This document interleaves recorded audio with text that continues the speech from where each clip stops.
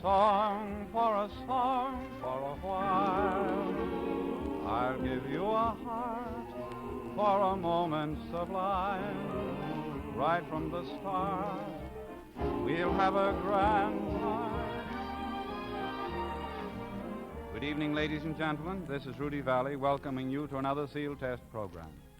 Tonight we're looking forward to having a lot of fun because in our midst is a favorite crony of ours, Groucho, the Marx. Hello, Rudy the Valley. What goes on here besides you? You do, Groucho, in a minute. Brilliant repartee, Valley. And tell me, who is this grotesque-looking creature approaching? Groucho, that's John Barrymore. John Barrymore? You didn't tell me he was going to be here tonight. What time does the next train leave for Glendale? Not soon enough. Valet, do I have to put up with this weird Marxian creature? Weird? Weird? Is the pot calling the kettle weird? Marx? I haven't seen anything as weird as you since I was in Catalina in the glass-bottom boat.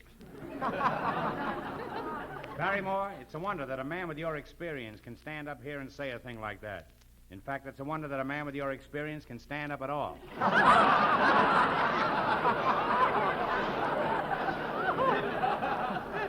Gentlemen. Did somebody come in? Please remember, Groucho, we're doing a play tonight about the Valley Barrymore Book Publishing Company, and you're an efficiency man. To business, gentlemen.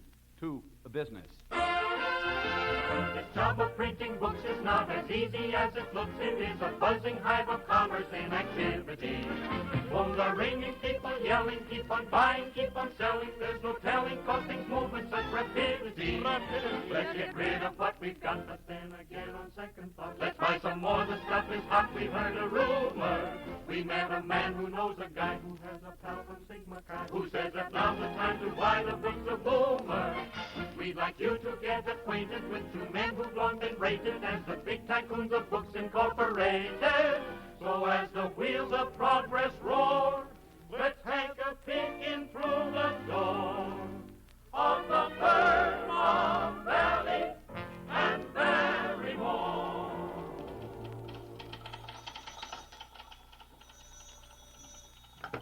Hello, Valley Barrymore Book Publishing Company. Just a minute, please. It's for you, Mr. B. Thank you. Hello? Barrymore spouting. Oh, it's you again. Now, listen, I'm telling you for the last time, you cannot have the Bobbsey twins at Brookdale Farm. No, I'm reading it myself. That's final. Goodbye, Lionel. Good morning, J.D. Good morning, good morning, good morning, good morning, good morning. Let's take care of this week. Listen, R.V., what's the idea of firing my 6 red-headed secretaries? We're making money, aren't we? Yes, it's true we're making money, but you're wasting it. So I've hired an efficiency man. An efficiency man? Yes, you know, a fellow who cuts down your expenses, saves you money, stops you from making mistakes, and keeps you out of trouble.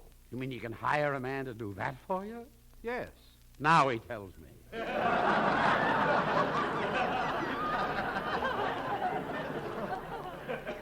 Tell me, Valet, where did you get this efficiency expert? From the terribly efficient efficiency agency. They promised to send a man over this afternoon. They say he's terribly efficient. Or was it efficiently terrible? Good morning, boys. Good morning. Am I late? All right, let's get to work. Spread some sawdust on the floor, clean out the icebox, and hang out a few more lamb chops. This is no way to run a butcher shop. Butcher shop? Who are you, I ask, fearing the answer? I'm your new efficiency expert, J. Thorndike Marks. The J stands for G, the G stands for my girl, and she stands for plenty. Pass me the salt. My back is killing me. Listen, my garrulous gargoyle. Come. We've no time for flattery. Let's get to work. G. Thorndike Marks is on the job, and something must be done.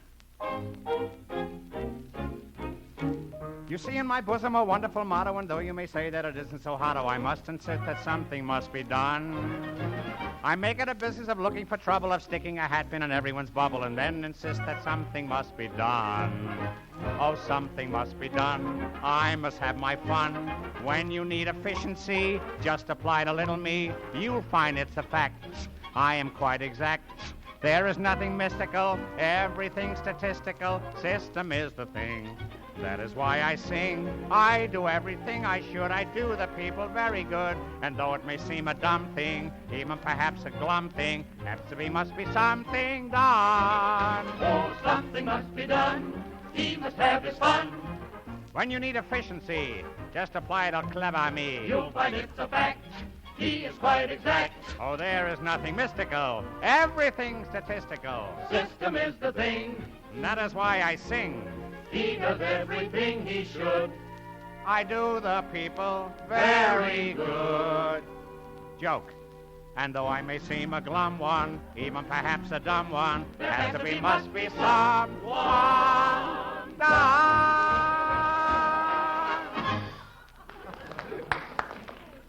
Well, gentlemen, there you are. Something must be done. What are those books doing over there? Fine way to run a butcher shop. Mr. M., I'll have you know that this is not a butcher shop. I'll have you know it is a bookshop. I'll have you know. I'm Rudy Valley, and this is John Barrymore. He'll have you know. Yes, and what makes you think we're butchers? I listened to last week's show. Well, let's get down to work. We've got to save some expenses around here. Tell me, how do you get your messages in this place? By telephone, of course. I thought so. Strictly elementary. Tear out the telephones and replace them with a carrier pigeon. And why, pray, a carrier pigeon? Why, it's cheaper, faster. You don't have to bother with the repairs. And the only bill you get at the end of the month is the bill on the end of the pigeon. And if things get too tough, you can always eat the end of the pigeon. But be sure you eat the right end. Valley, can't we do anything to stifle this wheezing windbag? Oh, so I can't talk, eh? Interfering with freedom of speech. You'll never get away with this, Barrymore. I stand upon my constitutional rights. Life, liberty, and the pursuit of Lana Turner. But, Mr. Marks, sir, don't you think you'd better start off by examining our books, pray? I imagine you wanted to take a look at our credits and debits. Credits and debits? Oh, of course. I remember them well. Credits and debits. It used to be credits, debits, and Schwartz. Yeah. They did a juggling act in Brooklyn. What has juggling got to do with our books? I don't know. As What if they I did in didn't Long know. Island, I never find out. How a couple of boys like you can make a living out of this business is beyond me. Next thing I know, you'll tell me you even pay your income tax. Of course we do, don't you? Me pay income tax? I should say not. Not with my system. Never paid a cent of income tax in my life. Hello? Okay, Warden, I'll be back at 3 o'clock. Marks. Marks, we hired you for efficiency, and I think it's time you started to effish. Yes, start fishing, you fatuous fish. Oh, John, dear, I wish you felt the same way about me. Laugh, sneer, you mocking magpie.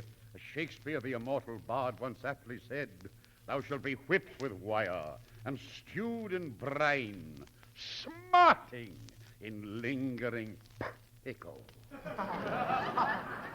Brian? Pickle?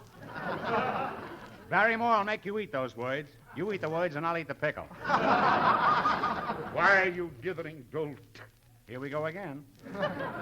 You question the reading of a Shakespearean line by J. Titus Fulvius Flaccus Barrymore. Titus is right. Not tonight. Whose Hamlet calls the Broadway night.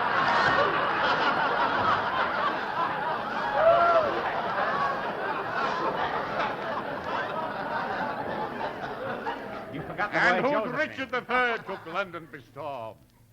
Barrymore, this is hardly the time for a weather report. Cyclone, storm. Must have been during the reign of Queen Victoria. Boys, what, pray, has this Shakespearean balderdash to do with the efficiency of our book business? Oh, yes, the book business, gentlemen. And that's stretching a point. Gentlemen, I'm prepared to offer you the greatest proposition that's ever been offered a human being, dead or alive, and that covers both of you. Just what is this putrid proposition, pray? I'll tell you in a nutshell. No, I'd better not. It'll be a little too crowded in there. I'll tell you right here. We'll publish my latest book, The Love Life of a Polyp. A polyp? What is a polyp? John, everybody knows that a polyp is an invertebrate creature of the sea, having a hollow cylindrical body closed at one end, opening at the other by a central mouth surrounded by tentacles. Boy, I'm glad you had that speech. This is preposterous. Do you actually expect us to publish a book on the love life of a polyp? Absolutely. Barrymore, you'll never get another chance like this if you live to be 100, which gives you about 3 months to look around.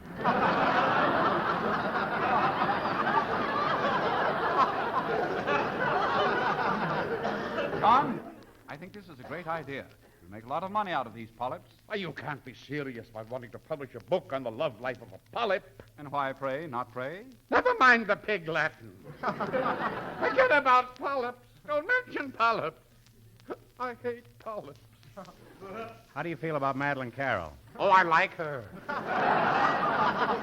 Well, she likes polyps.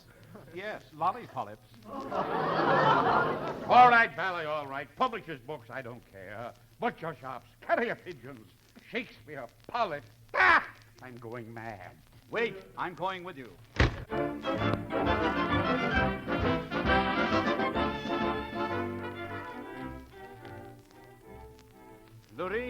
Lureen, darling, will you come in here a minute, please? Rudy, who was that strange man who just ran out of the office? That's our new efficiency man. But what makes you think he's strange? Well, he bumped into me in the hall, clucked me under the chin, kissed me on the cheek, patted me on the shoulder, and said, "I'll see you at the Palladium at 8 and bring along a friend for Harpo." He did. What's a Harpo? Darling, that's G. Thorndike Marks. He's a great author. We're printing 1 million copies of his latest book, The Love Life of a Polyp. 1 million copies? But, darling, if you put all your money into this book and it fails, we won't be able to get married. Yes, we will, my dear. Lureen, dear, I love you. You're so beautiful. You're beautiful, too, Rudy. Ah, young love, it's glorious. It's divine. It's sweet. I'll go even further. It's sickening. Just picture a little cottage by the side of a hill with rambling roses and a waterfall. Oh, to be in Albuquerque now that the blanket season is here.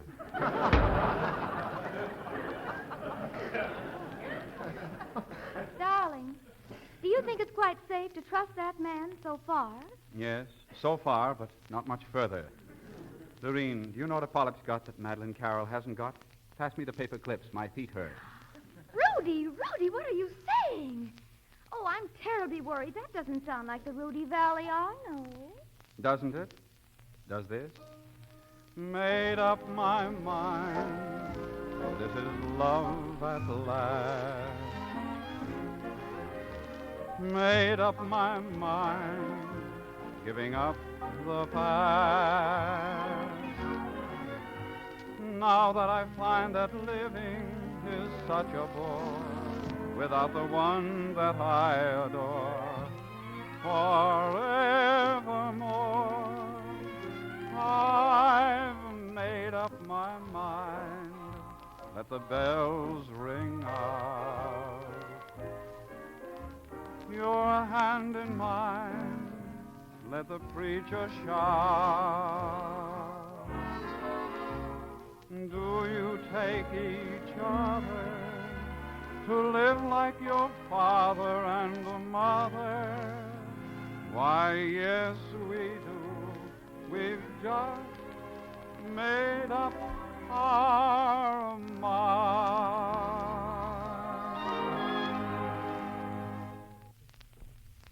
Well, that sounds like the Rudy Valley I know. Thank you, dear. I must run along now, darling, to attend to my publishing business. The polyps are calling, and the presses are roaring. That's the MGM line. John, here it is. The last book off the press. The millionth copy of The Love Life of a Polyp by G. Thorndike Marks. Good morning, gentlemen. Good morning. Let's get to work. Why don't you give that monkey a banana? This is no way to run a pet shop.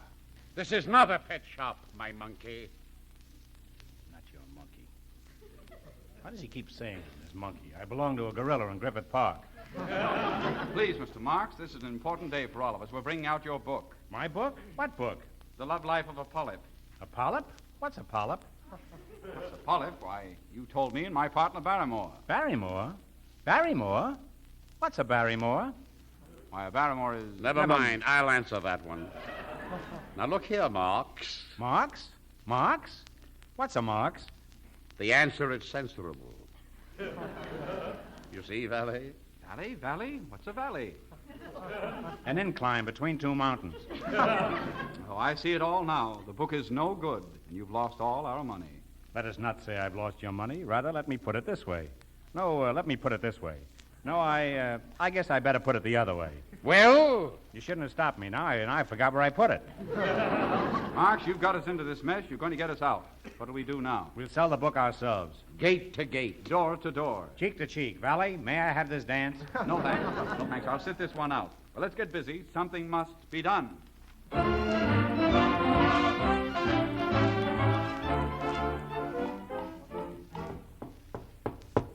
Egad. I can just see the look of surprise and adoration when this little housewife opens the door and finds not a mere house-to-house salesman, but the great profile John Barrymore upon her doorstep. Well?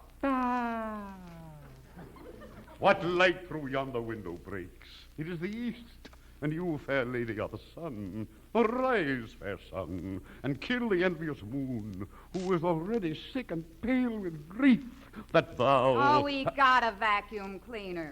Now, there's one thing I must remember. I must put my foot in the door. Get my foot in the door. Put my foot in the... Well? Madam, I'm Rudy Valley.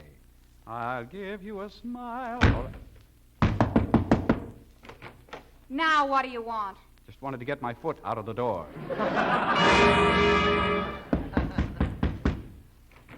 Well? Well, my good woman, what are you doing at the front door? Don't you know a woman's place is in the kitchen?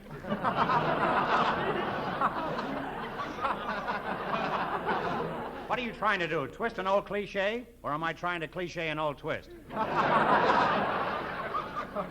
What do you want? I have here a book I wrote, very educational for children.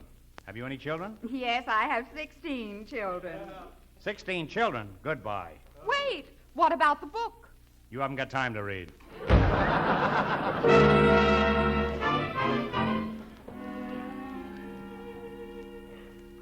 Rudy, why are you so discouraged? Lorene, Groucho's books are a failure. And every cent I have is tied up in them. I have nothing left. You have me, Rudy. And I love you.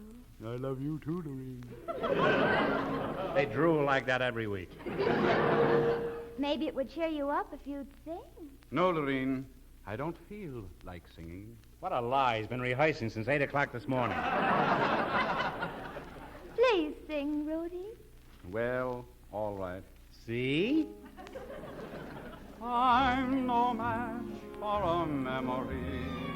You're singing last year's tune, looking at last year's moon whenever we kiss. I'm no match for a memory. You're living in the past, flying your heart half-mast for somebody else. There's a faraway look in your eye as we sit at a table for two, and I might as well reach for the sky as to try to reach out for you. You're in love with a memory, but in my heart I pray that maybe I'll be a match for a memory someday.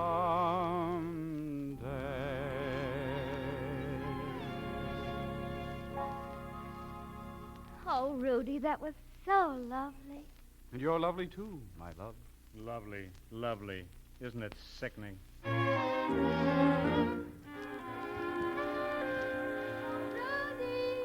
Yes, Lorene? Rudy, I have an idea how you might dispose of that book which that fake efficiency expert Groucho Marx wrote called The Love Life of a Polyp That Nobody Will Buy, which you and John Barrymore printed 1 million copies of using all the firm's money that we were going to use to get married on, so now we can't get married unless you sell the books. I have.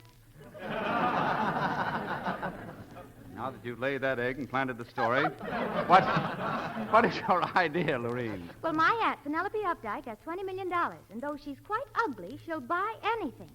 Why don't you sell her the books? Lorene, that's a great idea. Penelope Updike, here I come. Where did Rudy go? He went to see my aunt, Mr. B. You see, she has $20 million, and I thought... $20 million? Yes.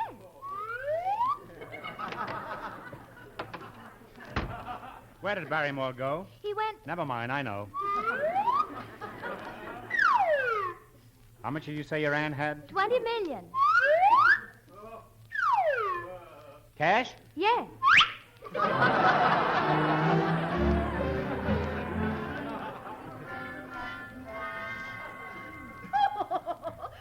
Valley, are you asking me to buy all those books? Oh, yes, ma'am. 1,000,000 beautiful books. Reading time, 67 years, 12 minutes. 1,000,000 books? What firm did you say you represented? Valley and Barrymore, book publishers. Barrymore, a book publisher? Isn't that a new wrinkle? Yes, but on him it doesn't show. Just look at this book, Mrs. Updike. The Love Life of a Polyp by Groucho T. Marx. Groucho Marx. Isn't he the one with the bushy black hair and the funny little hat? No, that's Chico. Well, is he the fellow who honks the horn and chases girls? No, that's Barrymore. Or is it Valley? I don't know. Rudy, boy, there you are. Is this the hag with the swag? John, this is Mrs. Updike. She has $20 million. What did you say? This is Mrs. Updike. Not the name, the amount. I'm so thrilled. Here stands John Barrymore, so close to me. I could throw my arms around his neck and kiss him. You do, and I'll scream. John, Mrs. Updike may buy our books. Mrs. Updike, you are fascinating, beautiful. Your long brown hair, your long green... My long green what? Just your long green. Lovely, Mrs. Updike. Oh, Mr. Barrymore, you turn my head. I was hoping you'd do that. Aha, Barrymore, make love to my wife, will you? Well, answer me. Make love to my wife. I want to make love to Mrs. Updike. Please, Mr. Marx, this is Mrs. Updike. Why, Mrs. Updike, they told me you were homely, and they were right. Do you realize that your face is a potential secret weapon? Mr. Marx, I'm certainly glad you came to help us sell the books. Books? What books? If we must speak of books, let's speak of bank books. Marx, you mercenary mountebank book. Gentlemen, I pray you. Get out of here, Valley. We'll protect your interests. Yes, but who'll protect Mrs. Updike? Oh, well, no matter. See you later. Oh, my, oh, me. Here I am alone with two men. Little me alone with Groucho Marx and John Barrymore. 2 men and a maid. Maid? I thought you were Mrs. Updike. Bring in Mrs. Updike. Silly, I am Mrs. Updike. Then bring in the maid. Come, Barrymore. Get busy and sell those books. Why, you blabbering buffoon, you curdled churl. Mrs. Updike, are you going to stand there and let this man insult me? Me, your future husband? Husband? Oh, Mr. Marx, you're just pulling my leg. I know. I just wanted to get them even. Mrs. Updike. Mrs. Updike, have I ever told you that you're beautiful, you're gorgeous? Why, no, you haven't. Well, I'm going to tell you just as soon as I get a $5 deposit. Marx, hold your tongue. You were speaking of the woman whose money I love. Isn't she sweet? See how she leans her cheek upon her hand. Oh, that I were a glove upon that hand, that I might touch that cheek. You know, I always wondered who wrote that line, Shakespeare or Bacon. The way Barrymore does it, it's Bacon. Why, you boorish bumpkin. You slovenly sabbatigalian. Temper. Well, fellows, did you sell all the books? Mrs. Updike, fly away with me. Uppy, don't listen to Barrymore with his slick and oily tongue. Did you tell her about the leather bindings? No, just the slick and oily tongue. But what about the leather bindings? Who's got a leather binding? You have. I wear suspenders. Quiet, you lout. Be sure you get a T on the end of that, Barrymore. Mrs. Updike, let me play Romeo to your Juliet. I wish you would play Romeo and let me play Mrs. Updike. Oh, it's just too thrilly. Oh, Mr. Valley, I just can't choose between Mr. Barrymore and Mr. Marx. Which would you advise me to take? Well, I hesitate to advise you, madame. After all, these 2 men have ulterior motives, while I am on the up and Updike. It's easy to see we're not going to get anywhere until we get rid of Valley. And we're not going to get rid of Valley until we get rid of the books. Come on, Dikey, make with the checky. But what can I do with 1,000,000 books? Get yourself a bookworm. A bookworm? I'll bring you one in an apple tomorrow. All right, I'll take the books. Then it's a deal, Mrs. Updike? Yes, here's my check. Well, that was a quick swindle. Oh, it's wonderful. It's so wonderful. I must tell Lorene the great news. I'm off. A fine time to confess. Well, come on, Jonathan. All right. Let's go, Groucho. Oh, wait. You can't go and leave me. Don't you realize that you are the men I love? Barrymore, she loves us. Marks, she loves us. Yeah, ain't it sickening?